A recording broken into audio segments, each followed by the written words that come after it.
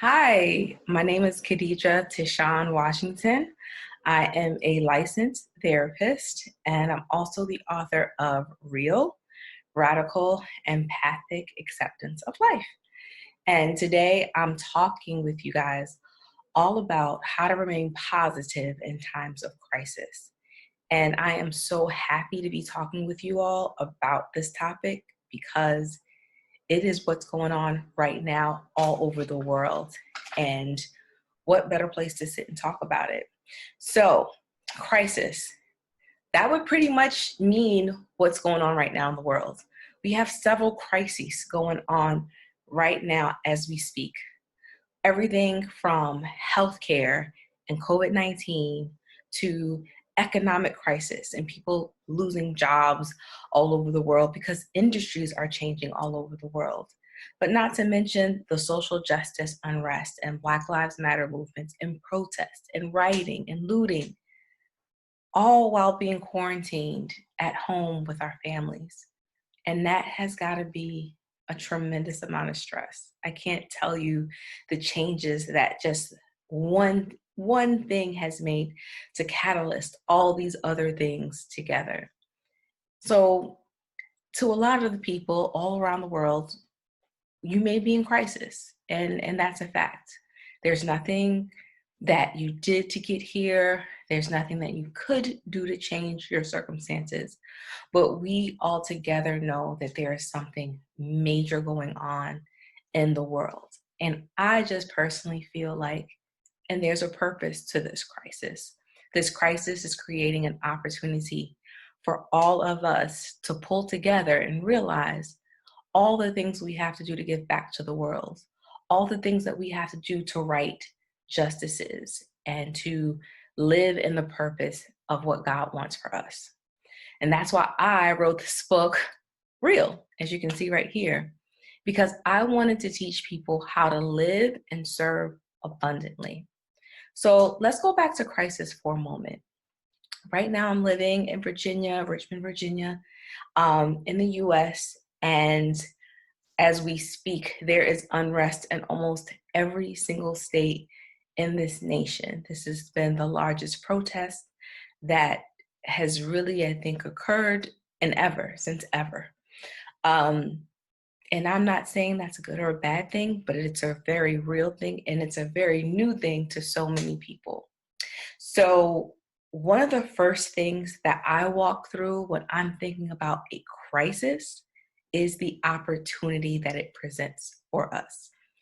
Obviously, no one can predict what was going to happen, but as I was writing this book, everything that I wrote about was captured in the book. Even though I started writing it 2 years ago, I talk about social injustice and racism and the impact that it had on my life, not just my life, but the relationships that I had with family and friends and health and death and relationships and spirituality and God and all of those things, all of the things that we try to talk about and fix, and all of the things that we're here to talk about today. How do you still remain positive? And the only thing that I can say is that I created what I call REAL. REAL stands for Radical, Empathic Acceptance of Life. And these three characteristics, radical, empathic, and acceptance. The first part, radical, is just exactly what it sounds like.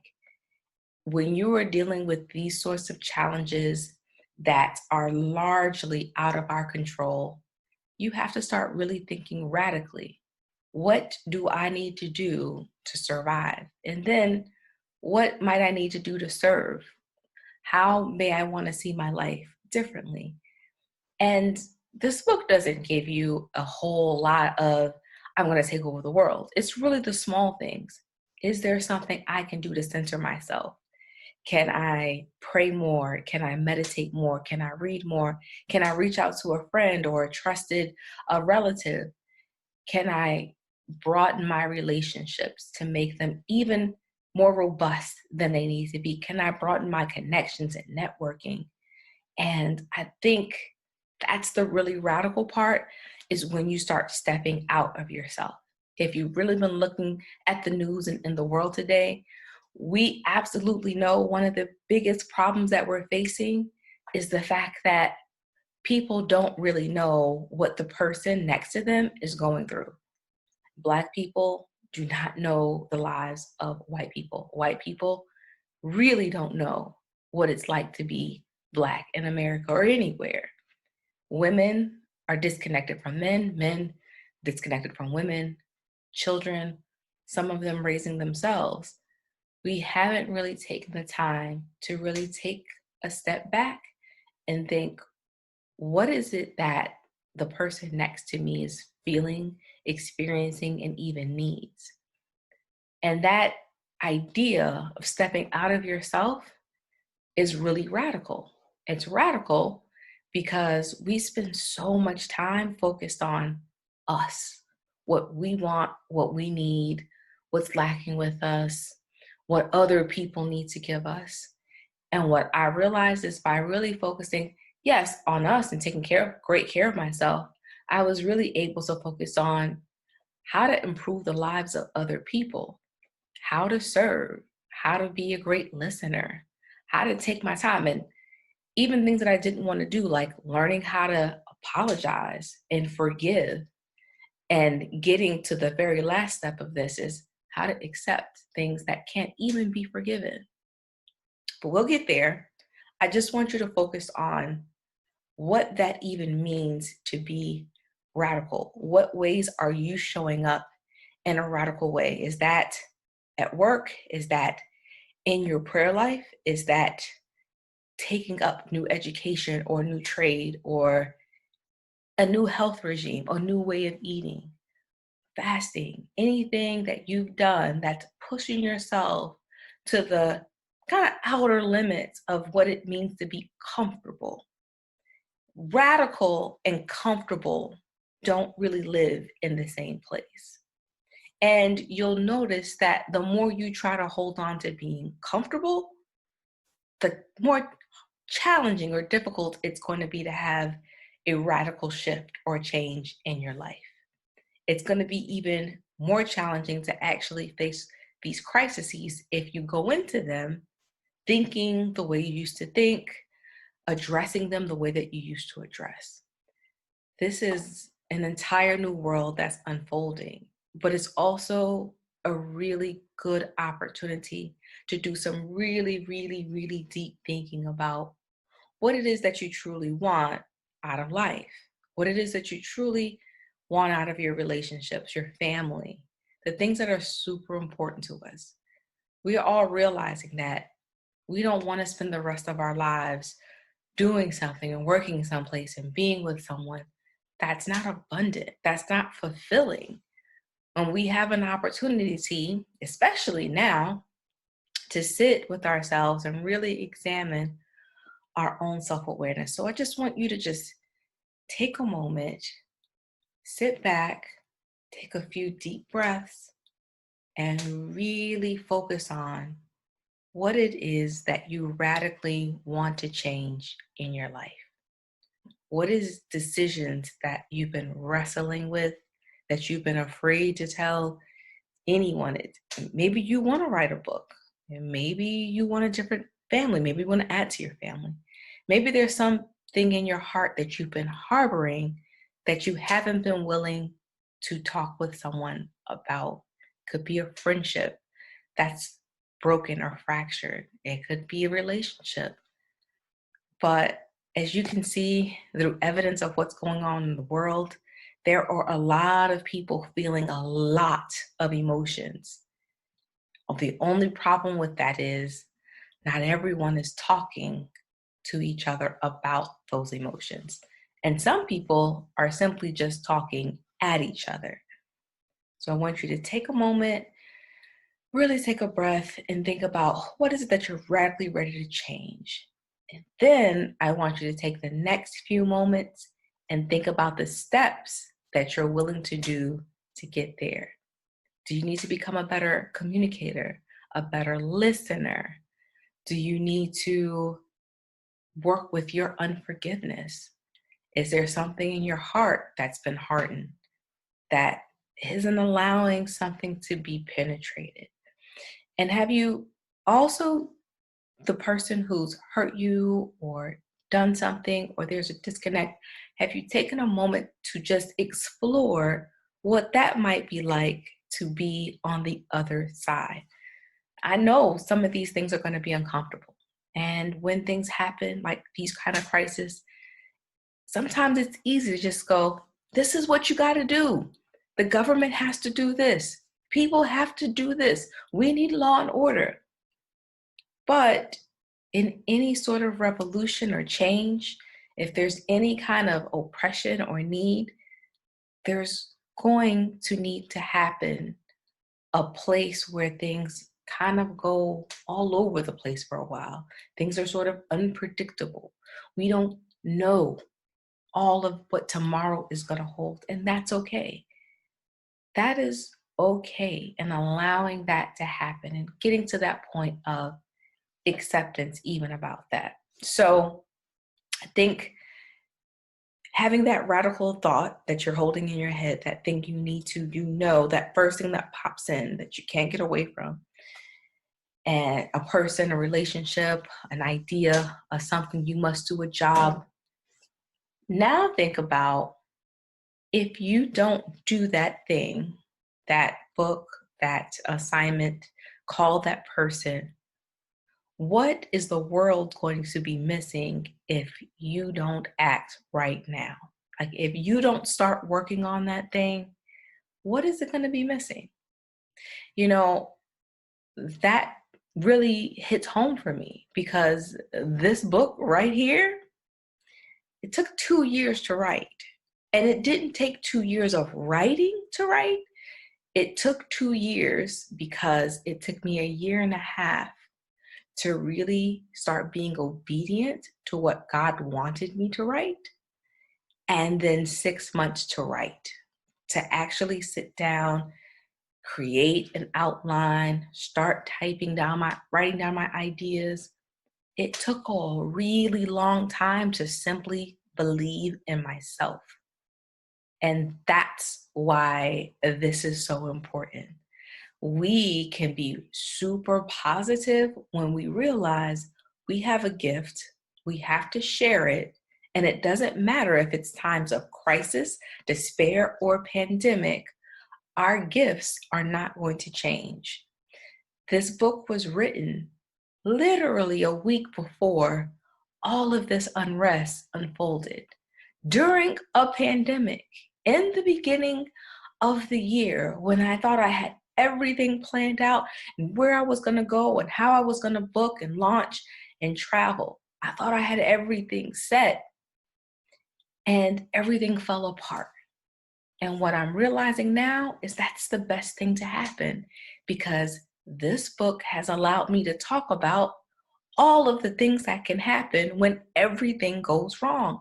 I mean, that's essentially what the book is about: being real, being really authentic, learning how to deal with the challenges of life, how to get over burnout, how to get over feeling overwhelmed, to really get real and accept that you're not going to always have everything the way that you need it, the way that you want it, and the way that you have planned it. And that's super important. Okay? So now that you have that idea and you know what you must do, you know where you have to go, realizing that just accepting that one idea is really radical self-love. In order for you or me or anyone to do anything that we're called upon doing, it's going to require a lot of energy and self-love. I wouldn't have been able to finish this book if I kept telling myself, I'm not a great writer. There's people who are better than me. This is going to take forever. I'm tired of doing these revisions. You understand what I'm saying? I literally talked myself out of this book for a year and a half. And now that I've written it and people are reading it and they're coming to me and they're saying, everything that you talked about in this book is really happening now. People are really having to deal with their own awareness and their identity and how they connect with one each other and what it means to be empathic and feel what another person is feeling and compassionate and show grace. And that's why I knew this book was so important, because if I wasn't obedient, there'd be so many people who wouldn't have this information, wouldn't have my life on paper, wouldn't have an example of someone who's overcome challenges and who knows how to get over those challenges and how to be a better communicator, how to be more loving and focused and centered in her life. So that's the very first step, being radical about what you're thinking, what you're saying, more intentional about what your purpose is in life. So you're not using this time to waste time. You're not going to sit down and focus on all the things that you can't change about economics or money or unrest or protest or anything. You're going to really focus on, how can I make a difference and how can I make a change so that my values and my way of life and who I am is going to shine through and help someone else. So that's radical. As you can see, that's R. The next step is being empathic. Now, empathic, I would describe as being able to really feel what someone else is going through. I'm sure we've all walked by or known someone who was less fortunate. Maybe they were sick. Maybe they were going through a financial hardship. And a lot of the reason why we were able to relate to them was because, well, we've been there before. We've been sick. We've been ill. We've gone through a financial hardship or two. And someone was able to be there for us in a way that was maybe unpredictable. And we remember that. And what I remember about my own story was I really wanted to finish grad school. I wanted to become this great therapist, social worker. I wanted to help people. But I also was a mom to a really young son and a single mom. And I didn't always feel like I had all the support that I needed from my family or his father. And I was one day sitting in his daycare wondering, I don't know if I really want to go back to school. I don't know if I can really finish this. This is really super stressful. I may not be, built for this. I'm really tired and burnt out. I mean, I was broke. I was overwhelmed, and I just was tired. Tired of getting up early in the morning, going to class, tired of picking my son up in the evening. I was exhausted, but I knew I had to finish. I was in over my head and I'd gotten in so deep, I wouldn't know what to do if I didn't finish school. And right there where I'm wrestling back and forth, standing in the hallway, talking myself in or out of whether I wanted to finish school, this wonderful woman shows up. She overhears me and she says, I'll watch your son for you. I mean, I didn't know her from anywhere. I knew she was a teacher at the school, but she didn't teach my son, and she didn't know my son. She didn't know his name. And that's simply what she said. I'll watch your son for you. You go to school and I'll watch your son for you. She lived around the corner and she took care of her grandson. And me, being polite, was like, well, what can I give you? What can I offer you? What can I pay you? I really didn't have anything to pay her. I really didn't have any money. But every single week, this lady would say, no, just graduate. Just graduate. That was her only request, just that I graduated. And that year I did. I graduated. I got a master's degree in social work. I went on and became licensed, and I became that social worker. And to this day, I can't tell you how grateful I am that this perfect stranger who did not know me from anywhere, didn't know if I was a crazy person, didn't know if I was going to take advantage of her, invited not just me into her home, but my son into her home to really do an awesome work. That one action, I always say, like, that one action impacted probably the lives of hundreds of people that I've worked with over the years, because I realized I wouldn't be able to do the work that I've done if it wasn't for this one special person and that one special act. I may have dropped out of school. I may not have been able to finish my degree or become licensed or any of the things. So think about your life in that way, empathic. Are you really looking at the lives of other people and figuring out, how can I assist them? How can I be a blessing to them? I can't tell you how many times I've tried to pay that action forward in helping other young moms, or mentoring in colleges or high school, or going to talk with young women about the kind of mother that you want to be, the kind of grandmother that you want to have, the kind of support system and village that it takes to raise amazing children. And I know that I've been able to raise an amazing child because of my village. They've been able to support us as he goes through high school and even goes on to college. And I have that very special lady to thank for her contribution to what became the rest of my life.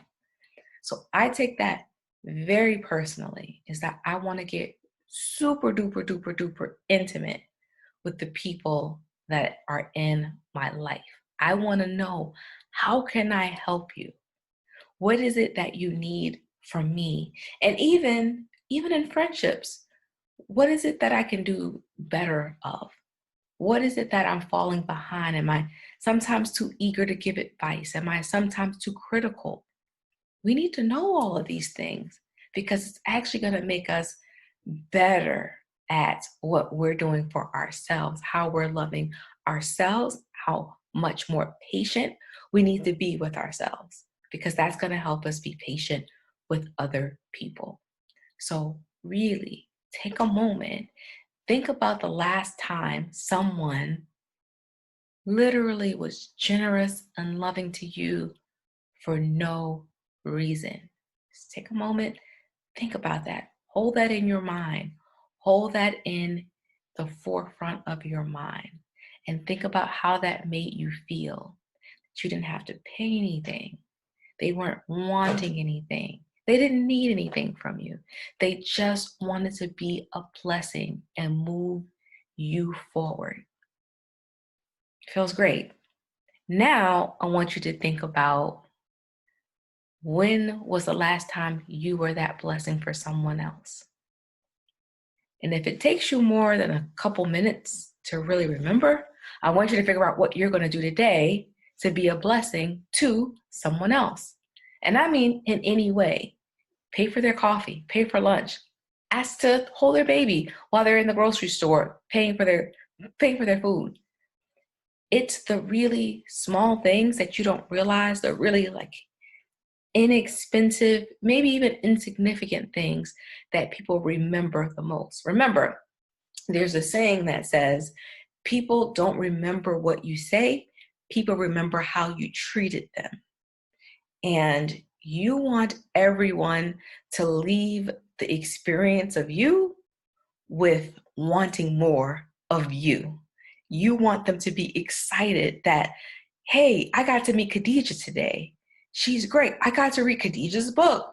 We talked and we had conversation about how I can get over some of those hurts and overwhelms and stress, and even focus my existence on living and serving more abundantly. So I have more and I'm able to give more to other people. So that's your task. You're going to figure out a way that you can step inside of your neighbor, whatever neighbor you choose, and choose that thing that's going to make a difference for them. Small thing that's going to make a difference that they're going to remember. I promise you, forever. I've remembered that person for the last 16 years, trying to find and bless someone just like her. So our next step, of course, we've got radical, we've got empathic. That's sort of the final step, acceptance. And why is it the final step?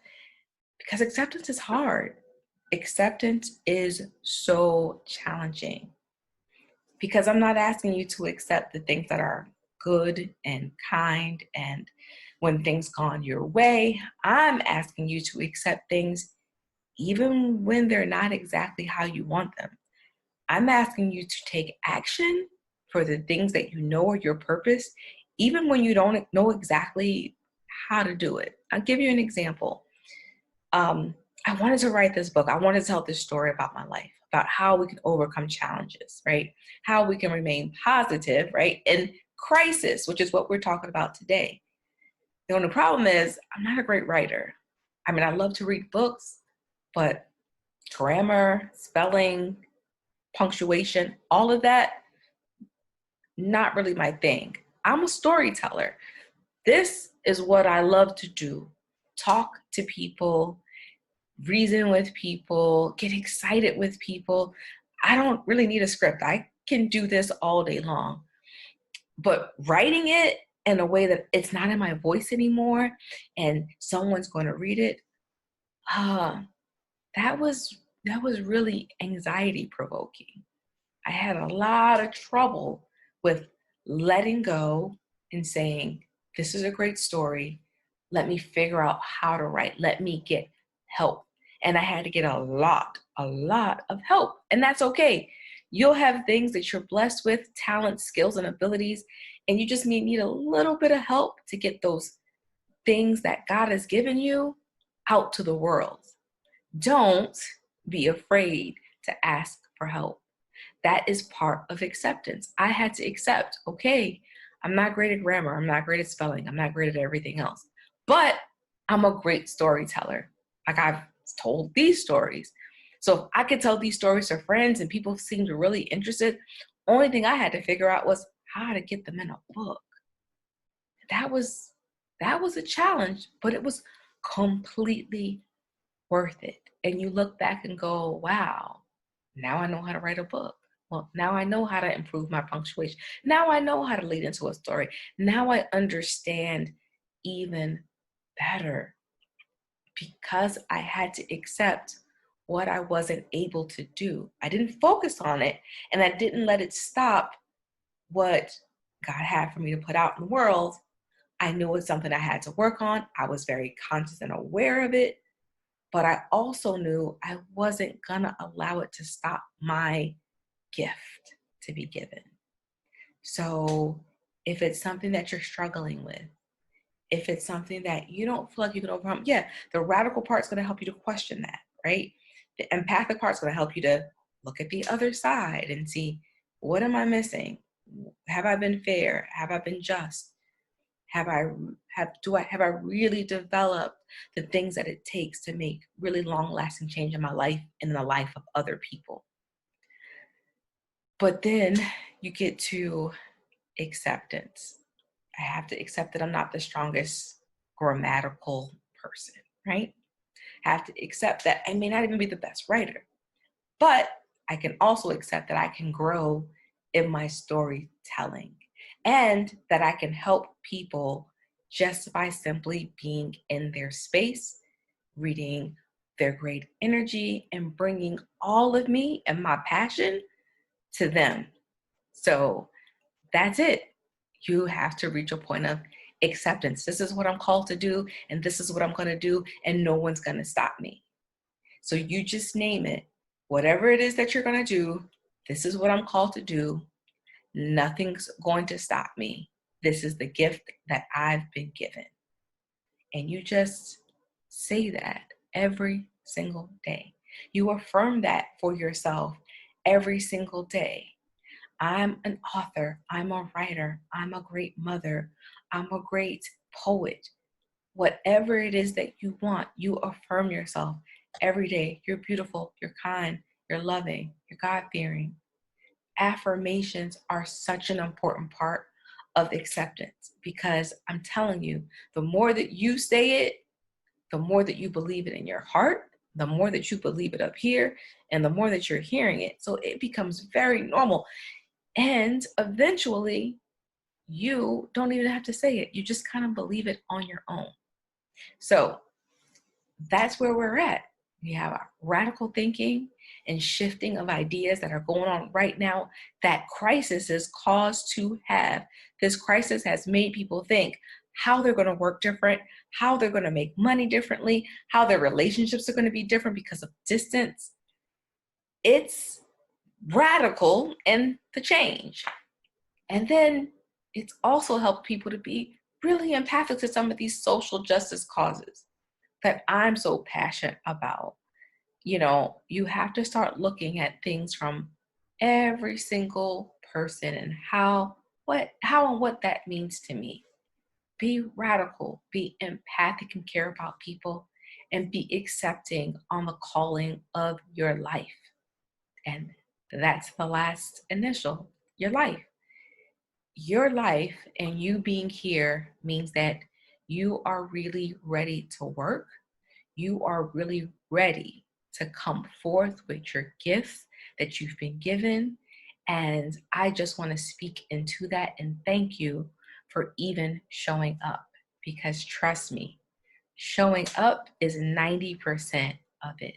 And if you can continue to show up for yourself every single day, even if it's for a year, just imagine what that's going to do. You'd be surprised at how many people show up and give up right before that radical shift happens. But right before it gets real, they give up. They say it's too much. They doubt themselves. They start talking negatively about the things that are going to happen. And that doesn't have to be you. I did the same thing, like I said, a year and a half, questioning, doubting, can I do it? How do I do it? Is it even good enough? Are people going to read it? Are people going to like it? And what I realized is with Real, people are calling me and going, wow, I want you to talk more about these things. And that's just me. But you have a gift that people are going to be talking about for the next few decades, that you're holding inside, waiting for someone to give you permission to get out. And I want to be Khadijah wants to give you, your name, permission to do just that. I want you to know that I see your gift and it's time to be birthed. And I want you to have a real life in existence. I want you to use that gift to live and serve abundantly. So I hope you've enjoyed this time. I've enjoyed the fact that you're even here taking these first steps. I hope to reach out to you soon, and please do reach out to me.